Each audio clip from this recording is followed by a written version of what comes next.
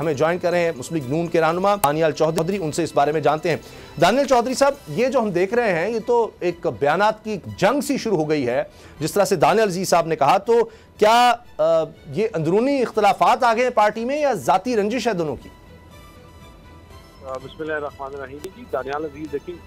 Party के बड़े loyal worker हैं और जमात के साथ खड़े रहे हैं हर टाइम पे।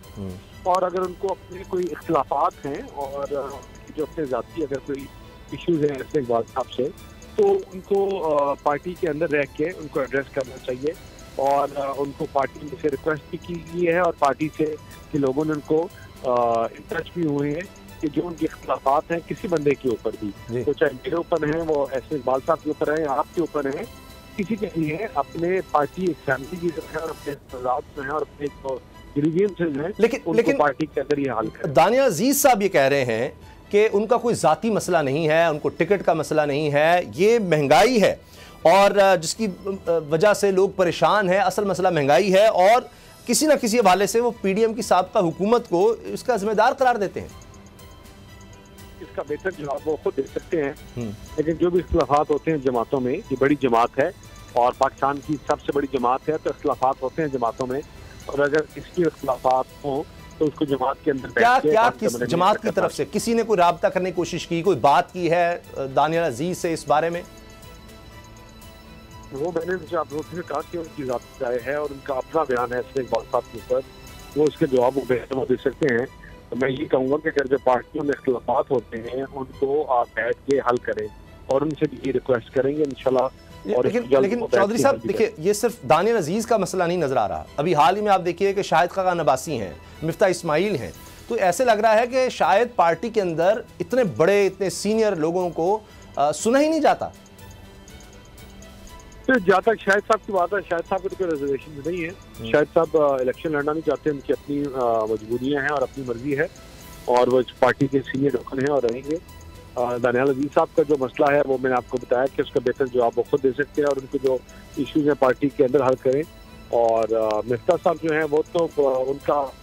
अपना नैरेटिव है और वो उसकी तरफ चल रहे हैं। तो अच्छा, ये भी बताइएगा कि क्या इन तीनों से कोई राब्ता, मिफ्ता इस्माइल, शाहिद खान अब्बासी, दानियाल अजीज, पार्टी की तरफ से इनसे कोई राब्ता?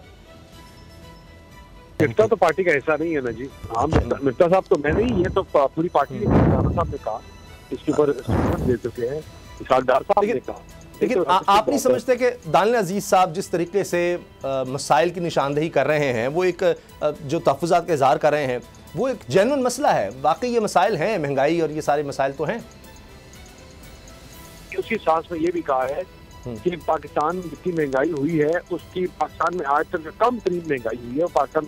के दौरान में हुई है। पाकिस्तान में सबसे कम तरीन कभी कोई जो महंगाई को पाकिस्तान में महंगाई को आज तक कंट्रोल कर सकता है, तो दूर कर चुकी है। जहाँ तक ऐसे इकबाल साहब की बात करते हैं तो वो तो उनकी जाती राय है और वो उनसे आप खुद पूछ सकते हैं। जहाँ तक पार्टी की परफॉर्मेंस है, उसी सांस में मियां नवाज शरीफ की परफॉर्मेंस को, शहबाज साहब की परफॉर्मेंस को, जिससे हमने ये बात आप सही कह रहे हैं कि दानियाल अजीज साहब कहीं शहबाज शरीफ साहब को सराहते हैं कि जिन्होंने डिफॉल्ट से मुल्क बचाया, लेकिन वो मरीम औरंगजेब साहिबा को शदीद तनकीद का निशाना बनाते हैं कि वो सही तरह कारकर्दगी पहुंचा नहीं सकी, मीडिया का सही इस्तेमाल नहीं कर सकी और वो ये सारी जिम्मेदारी हुकूमत की नाकामी की जिम्मेदारी वो मरीम औरंगजेब साहिबा पर भी डालते हैं।